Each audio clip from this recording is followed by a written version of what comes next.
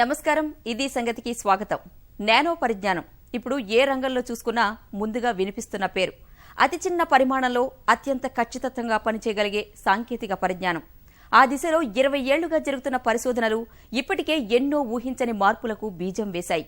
సమాజంలోని అన్ని వర్గాలు ప్రత్యక్షంగా పరోక్షంగా సూక్ష్మ సాంకేతికత ఉపయోగించి చేసిన ఉపకరణాల ఫలితాలు పొందుతున్నారు. 5 సంవత్సరాలుగా ఆ ప్రయాణంలో మరింత వేగం పెరిగింది. రానున్న రోజులకు ఇంకాస్త ఆకర్షణీయమైన, నాజూకైన, మన్నికైన సేవలు అందించేందుకు శాస్త్రవేత్తలు ముమ్మరంగా పనిచేస్తున్నారు. అవసరాలకు తగ్గట్లు పదార్థాల గుణాలను మార్చి మరీ ఆవిష్కరణలకు ప్రాణం పోసే సాంకేతికతపై అవగాహన, ఆదరణ అదే స్థాయిలో పెరుగుతూ వస్తోంది. అందుకే ఇప్పుడు ఆ శాస్త్రం భవిష్యత్ బాటగా మారుతోంది.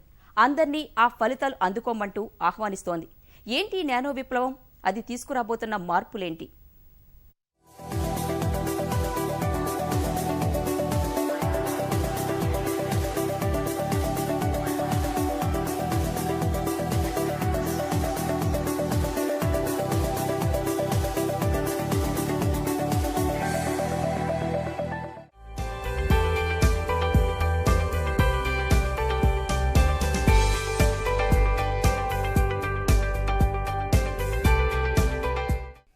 రమ్మంటూ ఆహ్వానిస్తోన్న ఆధునిక ప్రపంచం కొత్త ఆవిష్కరణలతో ఏదీ నిన్నటిలా ఉండడం లేదు. అన్నీ అందంగా అరచేతిలోనే ఇమిడిపోతున్నాయి. రక్షణ, వైద్యం, ఉపకరణాల్లో ఊహించని మార్పులు.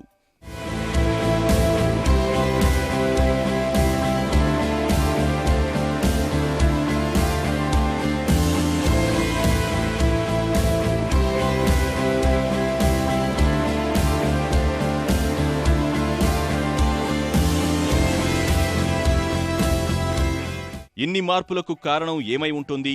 రోజురోజుకి నాజూకుగా మారిపోతున్న ప్రపంచం వెనుక రహస్యం ఏమిటి? అదే నానో టెక్నాలజీ. ఇక్కడ ఉంది, అక్కడ లేదు అని కాదు. ఇవాళ అది సర్వాంతరయామి. ఎక్కడ చూసినా మనకు తెలియకుండానే నానో టెక్నాలజీతో వచ్చిన ఉత్పత్తులు హల్చల్ చేస్తున్నాయి. దాదాపు అన్ని రంగాలు ఆ చుట్టే తిరుగుతున్నాయి. నానో టెక్నాలజీ చేస్తున్న మాయ ఆ స్థాయిలో ఉంది మరి.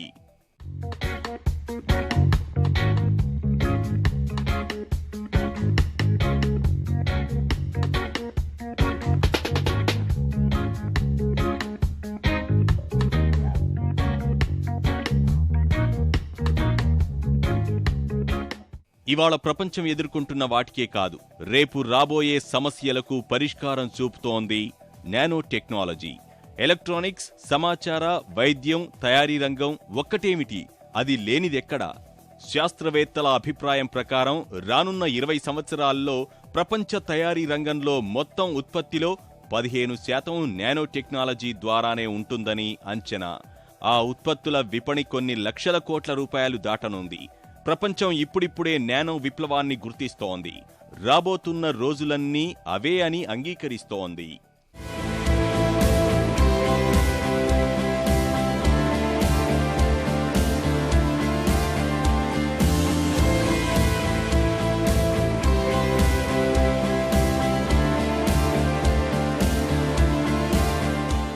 నిజానికి నానో టెక్నాలజీ పరిశ్రమలంటూ ఎక్కడా ప్రత్యేకంగా కనిపించవు. ఉన్న పరిశ్రమల్లోనే వివిధ విభాగాల్లో ఈ సాంకేతికత వాడి కొత్త తరం ఉత్పత్తులను తీసుకొస్తున్నారు. ఒక్క మాటలో చెప్పాలంటే అదో అద్భుతాల గని. మెరుగైన జీవనానికి భరోసా. తయారీ రంగంలో ఉజ్వల భవిష్యత్తుతో పాటు క్యాన్సర్ చికిత్సలో కీలక పాత్ర పోషించనుంది. అణువు దశలోనే అనారోగ్యాన్ని గుర్తించగలదు. నీటిలోని హైడ్రోజన్ను శక్తిగా మార్చొచ్చు. ఇలా వ్యవసాయం నుంచి అంతరిక్షం వరకు ఎన్నో సత్ఫలితాలు నానో టెక్నాలజీ ద్వారా అందుకోవచ్చు.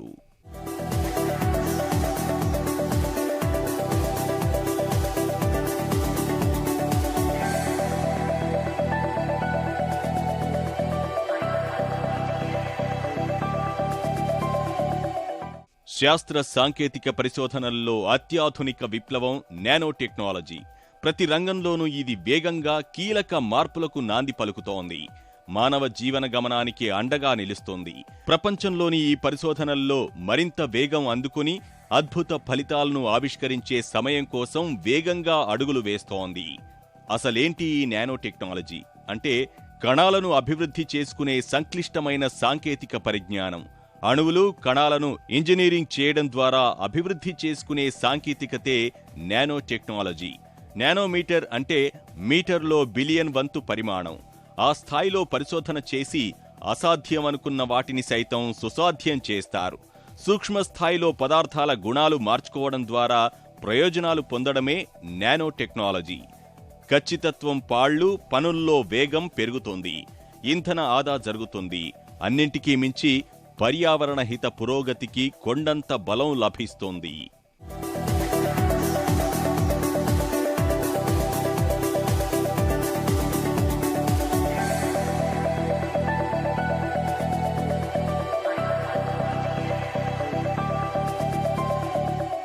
అంతా సవ్యంగా జరిగితే మరో 10-15 సంవత్సరాల్లోనే నానో టెక్నాలజీ ఫలితాలు అందరికీ పూర్తి స్థాయిలో అందుబాటులోకొస్తాయని శాస్త్రవేత్తలు ఆశాభావంతో ఉన్నారు. మొదట్లో ఇది కాస్త ఖరీదైన వ్యవహారం కావడం వల్ల అప్పుడు ఆ దిశగా అడుగులు వేసిన అభివృద్ధి చెందిన దేశాలు ఇప్పటికే నానో టెక్నాలజీని వినియోగించుకుంటున్నాయి. తర్వాతి దశలో అభివృద్ధి చెందుతున్న దేశాల్లోకి అందుబాటులోకి రానుంది. ప్రస్తుతం 14 నానోమీటర్ల పరిమాణ స్థాయిలో పరిశోధనలు జరుగుతున్నాయి. నానో టెక్నాలజీ ఫలితాలు ఎలా ఉంటాయో కొంచెం అర్థమయ్యేలా చెప్పాలంటే, సాధారణంగా ఇళ్లకు వేసే పెయింట్లపై మరకలు పడితే ఒక పట్టాన వదలవు. నానో టెక్నాలజీతో చేసిన పెయింటింగ్కైతే మరకలే అంటవు. సాధారణ గ్లౌజ్ ఇట్టే తడిసిపోతుంది. నానో ఉత్పత్తుల్లో తామరాకు మీదలానే జారిపోతాయి నీటి బిందువులు. ఇలానే ఎన్నో విలక్షణమైన ఉత్పత్తులు రూపొందించవచ్చు. ఆ ప్రయోగ ఫలితాలు ఇప్పటికే సాధారణ ప్రజలను అబ్బురపరుస్తున్నాయి.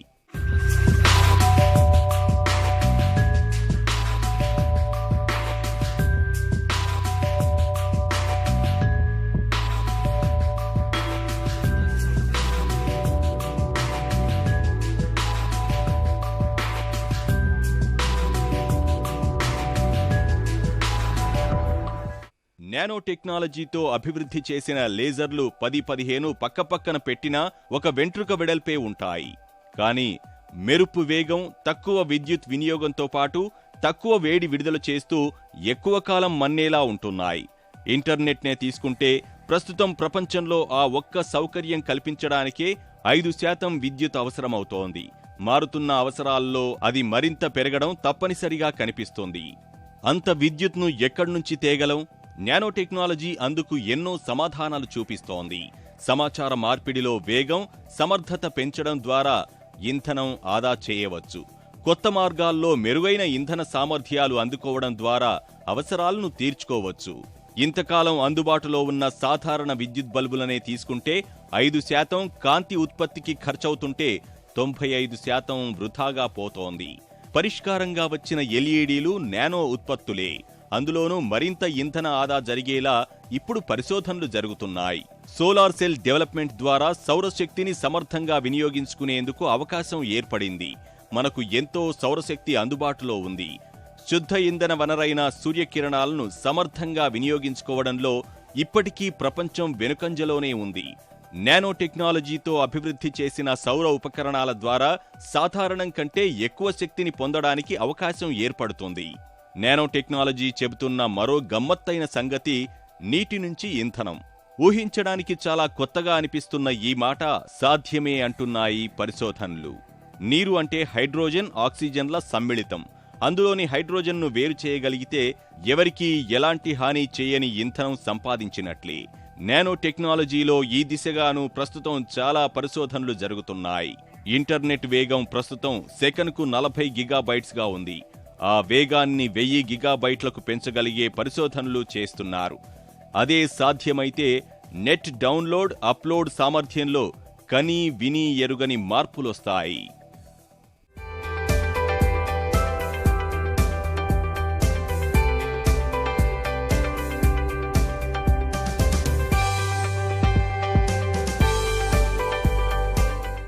సాధారణంగా ఏ యంత్ర సాధనమైనా ఎంత తక్కువ బరువుంటే అంత తక్కువ శక్తి వినియోగించుకుంటుంది, ఎక్కువ కాలం మన్నుతుంది. భూమి మీద తిరిగే వాహనాల నుంచి అంతరిక్షంలో విహరించే ఉపగ్రహాలకైనా ఇదే వర్తిస్తుంది. నానో టెక్నాలజీ ద్వారా తేలికైన లోహాల వినియోగం, సోలార్ సెల్స్ ద్వారా ఉపగ్రహాలు కావలసిన ఎక్కువ సౌరశక్తిని తీసుకుంటాయి. ప్రత్యేక లోహ పూత వేసి రేడియేషన్ ప్రభావం చూపే కాస్మిక్ కిరణాల నుంచి రక్షణ పొందవచ్చు. తద్వారా ఉపగ్రహాల జీవితకాలం 5-6 సంవత్సరాలు పెంచొచ్చు.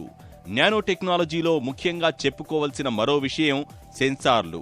సున్నితమైన, సూక్ష్మమైన సెన్సార్లు అభివృద్ధి ద్వారా మనిషి వెళ్లలేని చోట్లకు పంపి అక్కడ ఏం జరుగుతుందో తెలుసుకోవచ్చు. రక్షణ, నిఘా అవసరాల నుంచి అంతరిక్ష పరిశోధనల వరకు ఇది చాలా సహాయకారిగా ఉంటుంది.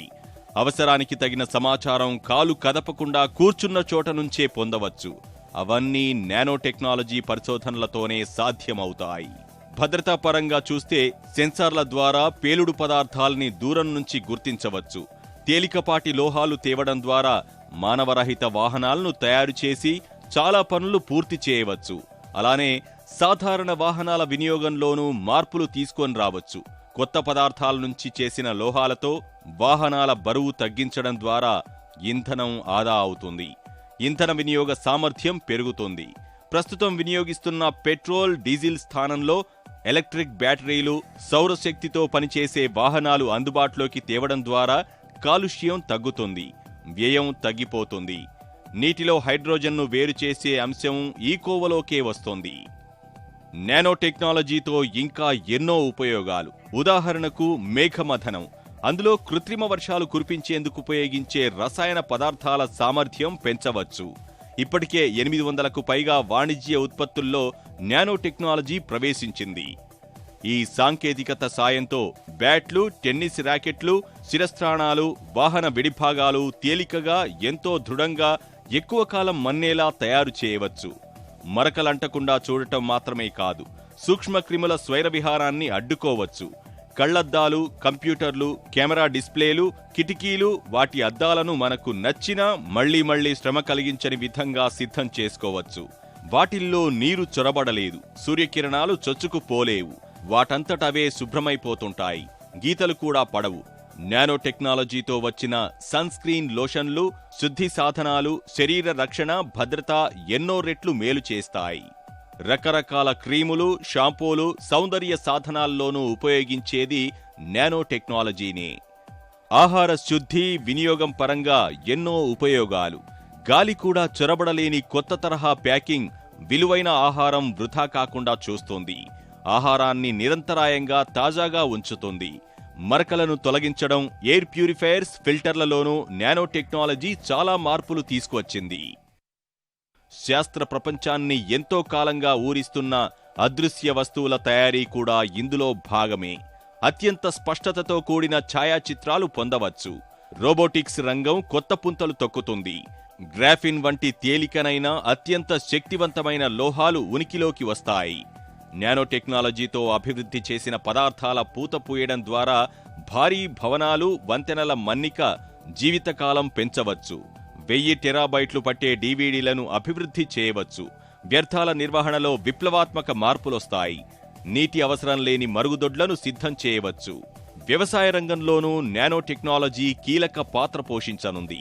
ఈ రంగంలో అనేక సమస్యలకు పరిష్కారం చూపిస్తుంది. ఈ రంగంలో సున్నితమైన సెన్సర్ల ద్వారా అనేక ప్రయోజనాలొస్తాయి. పంటకు ఎంత నీరివ్వాలి, ఎప్పుడివ్వాలి, ఎరువు, పురుగుమందులు ఎప్పుడు వేయాలనేది గుర్తించవచ్చు. తక్కువ వినియోగంతో ఎక్కువ ఫలితాలు సాధించవచ్చు.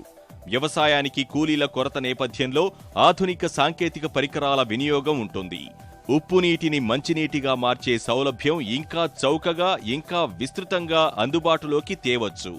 నీటి సంబంధిత ఆరోగ్య సమస్యలను పరిష్కరించడం ద్వారా తృతీయ ప్రపంచ దేశాలు పరిశుభ్రమైన మంచినీరు అందించగలం.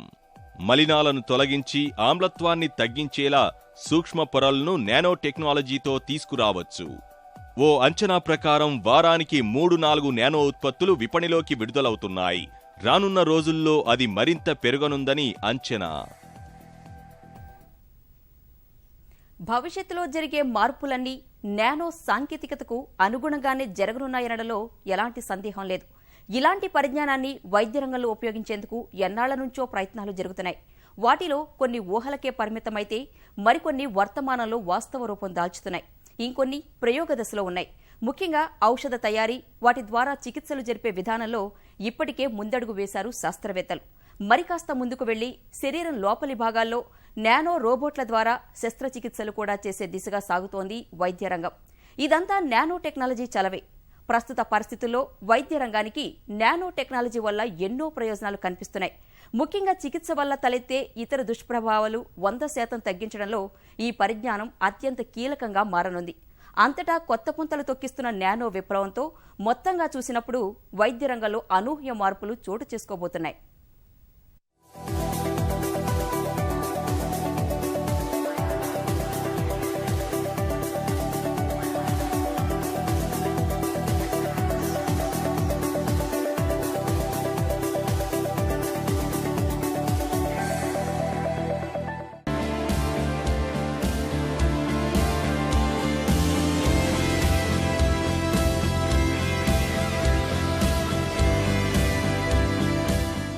ఆధునిక సాంకేతిక పరిజ్ఞానం ఎంతగా అభివృద్ధి చెందుతున్నప్పటికీ ఎక్కడో ఏదో లోపం కనిపిస్తుంటుంది.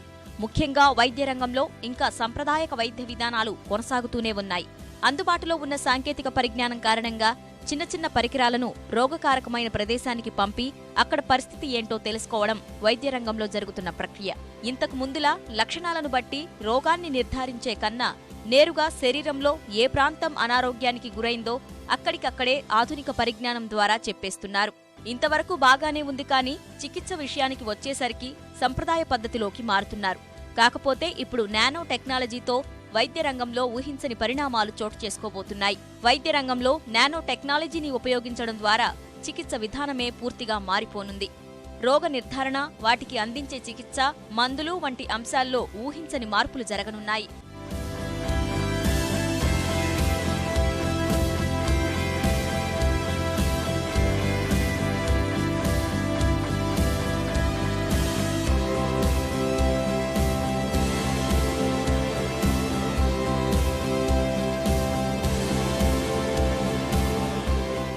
ఇప్పటి వరకు ఉన్న వైద్యం ఒక ఎత్తై నానో వైద్యం మరో ఎత్తన్నమాట. మిగిలిన వాటి మాట ఎలా ఉన్నా ప్రాణాంతకమైన జబ్బులకు నానో వైద్యం సంజీవినిలా పనిచేస్తుందంటున్నారు నిపుణులు.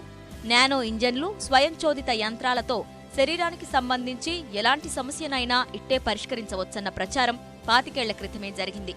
ఆ ప్రచారమే ఇప్పుడు వాస్తవ రూపం దాల్చబోతోంది. ఆధునిక వైద్యం మనిషి ఆయు ప్రమాణాలను పెంచిందనడంలో ఎవరికీ సందేహం లేదు.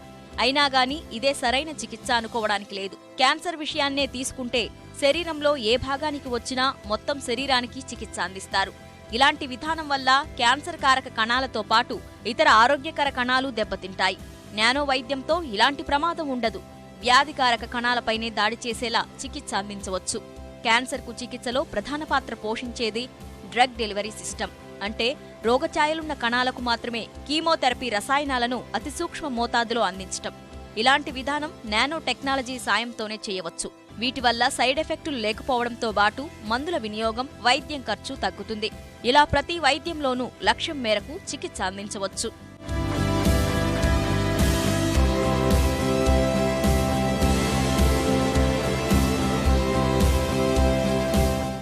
వ్యాధుల నిర్ధారణకు సంబంధించి కూడా నానో టెక్నాలజీ పరిజ్ఞానం ఎంతో ఉపయోగకరం కానుంది. శరీరంలోని రసాయనిక మార్పులను ఎప్పటికప్పుడు గుర్తించగలిగే నానో స్థాయి పరికరాల కారణంగా వ్యాధి నిర్ధారించవచ్చు.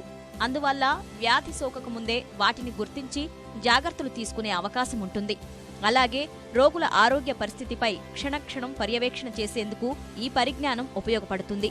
జన్యువుల ఆధారంగా ఓ వ్యక్తి భవిష్యత్తులో ఆరోగ్యం ఎలా ఉంటుంది వంటి వాటిని గుర్తించవచ్చు. అనారోగ్య పరిస్థితులను ఆరంభ దశలోనే గుర్తించే అవకాశం ఉంటుంది. కొత్త మందుల తయారీకి దోహదపడుతుంది. కొత్త అణువులను కనుగొనవచ్చు. ఏ వ్యాధికి ఎలాంటి అణువు ఉపయోగిస్తే నయమవుతుందనేది గుర్తించవచ్చు. వ్యక్తిగతంగా ప్రతి వ్యక్తికి అవసరమైన మందులను అభివృద్ధి చేయడానికి అవకాశం ఉంటుంది. సాధారణంగా ప్రొస్టేట్ క్యాన్సర్, బ్రెస్ట్ క్యాన్సర్ సహా వివిధ వ్యాధులను కొన్ని దశల తర్వాతే గుర్తించగలుగుతాం. అలా కాకుండా ఒక్క క్యాన్సర్ కణం ఉన్నప్పుడే గుర్తించగలిగితే ఆ దశలో నివారించడమే కాకుండా తక్కువ వ్యయంతో వైద్యం పూర్తవుతుంది. నానో టెక్నాలజీ అందిస్తున్న అత్యంత సున్నితమైన సెన్సర్ల ద్వారా అది సాధ్యమే. ఆ దిశగా నానో టెక్నాలజీ పరిశోధనలు చాలా విస్తృత స్థాయిలో జరుగుతున్నాయి. గుండె సంబంధిత వ్యాధులను ముందుగా గుర్తించవచ్చు. గుండె రక్తనాళాల్లో అడ్డంకులు ఉంటే ప్రభావం చూపే వరకు గుర్తించలేం. కానీ చిన్న చిన్న ఆటంకాలుగా ఉన్నప్పుడు గుర్తించగలిగితే ప్రయోజనం ఉంటుంది. అటుగా కూడా పరిశోధనలు జరుగుతున్నాయి. వెన్నుపూస సమస్యలు తలెత్తినప్పుడు నానో టెక్నాలజీ సాయంతో అణువులతో కూడిన పదార్థాలను సమస్య ఉన్నచోట ప్రవేశపెట్టి వైద్యం చేయవచ్చంటున్నారు నిపుణులు.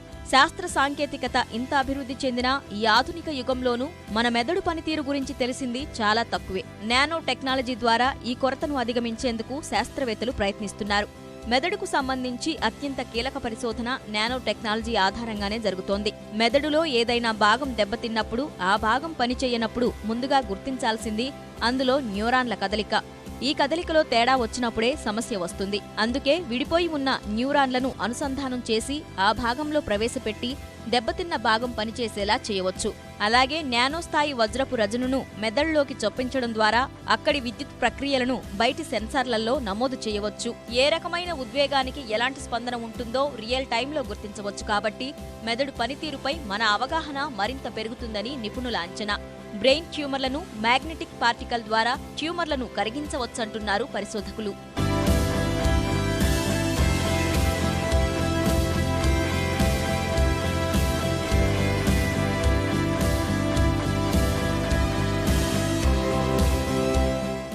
టార్గెటెడ్ డ్రగ్ డెలివరీ సిస్టమ్ మాదిరిగానే శరీరం లోపలి భాగం దెబ్బతిన్న ప్రాంతాన్ని సరిచేసేందుకు నానో మిషన్ల రూపకల్పన జరుగుతోంది. అతి సూక్ష్మమైన భాగాలకు శస్త్రచికిత్స లేదా ఔషధాన్ని అందించేందుకు నానో యంత్రాలను ఉపయోగించాలన్న ఊహ ఓ విధంగా చెప్పాలంటే దాదాపు 5 దశాబ్దాల క్రితమే వచ్చింది. అప్పుడే హాలీవుడ్ సైన్స్ ఫిక్షన్ చిత్రం ఫెంటాస్టిక్ వాయేజ్ లో ఈ ఊహకు దృశ్యరూపం కల్పించారు. ఓ శాస్త్రవేత్త మెదడులో రక్తం గడ్డకట్టుకుపోయిన ప్రాంతానికి అతి సూక్ష్మ రూపంలో ఉన్న జలాంతర్గామి ద్వారా వెళ్లి చికిత్స చేసి వస్తారు సిబ్బంది. అప్పుడు సినిమా కాబట్టి అందులో సాధ్యాసాధ్యాలు వెతకటం అనవసరం. అయితే అది సాధ్యమా అసాధ్యమా అనేది పక్కన పెడితే అలాంటి ఆలోచనకు ఇప్పుడు వాస్తవ రూపం కల్పిస్తున్నారు కేంబ్రిడ్జ్ విశ్వవిద్యాలయానికి చెందిన పరిశోధకులు. ఇందులో ఓ అడుగు ముందుకు వేశారు.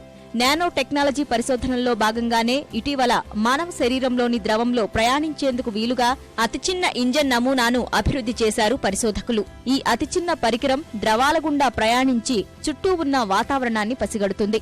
అవసరమైతే రోగకారక కణాల్లోకి ప్రవేశించి చికిత్స అందించగలదని అంచనా వేస్తున్నారు. ఈ నమూనా పరికరానికి యాక్షియేటింగ్ నానో ట్రాన్స్డ్యూసర్స్ ANTS యాండ్స్ అని పేరు పెట్టారు. పేరుకు తగ్గట్లుగానే ఇవి పనిచేస్తాయి.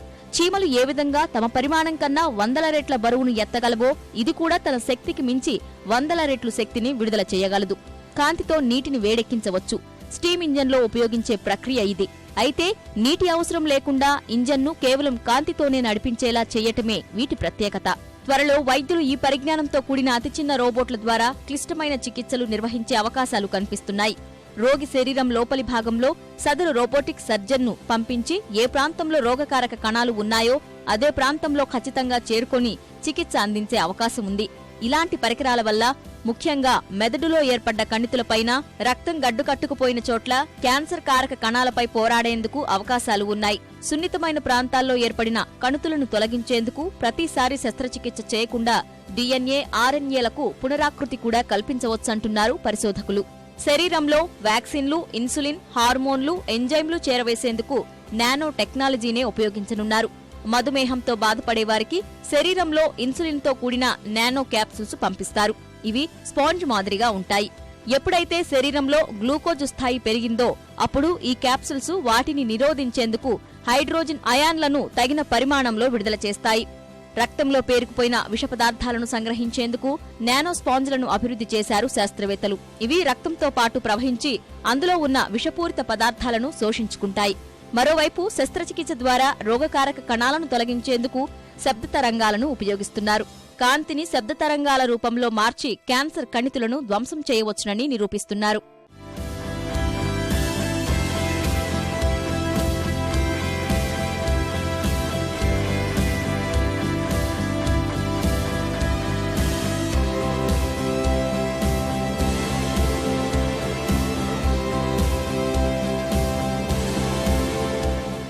కృత్రిమ అవయవాల తయారీలోనూ నానో టెక్నాలజీ ప్రయోజనకరంగా మారింది. రోబోటిక్స్, జీవ సాంకేతికతలకు నానో టెక్నాలజీని మిళితం చేయడం ద్వారా కొత్తగా అవయవాల రూపకల్పన జరగనుంది. వీటి కారణంగా ప్రమాదాల్లోనూ ఇతరత్రా పరిస్థితుల కారణంగా చేతులు, కాళ్లు కోల్పోయిన వారికి ఈ విధానం ఎంతో ఉపయోగకరం కానుంది. పక్షవాతంతో ఇబ్బంది పడేవారికి నానో పరిజ్ఞానం ద్వారా కదలికలు తెప్పించే యత్నాలు జోరందుకున్నాయి. ఇప్పటికే ఇందులో సానుకూల ఫలితాలు వచ్చాయి కూడా. ఇలా అన్ని రకాల చికిత్సలకు సంబంధించి అనూహ్యమైన మార్పులు చోటు చేసుకోబోతున్నాయి.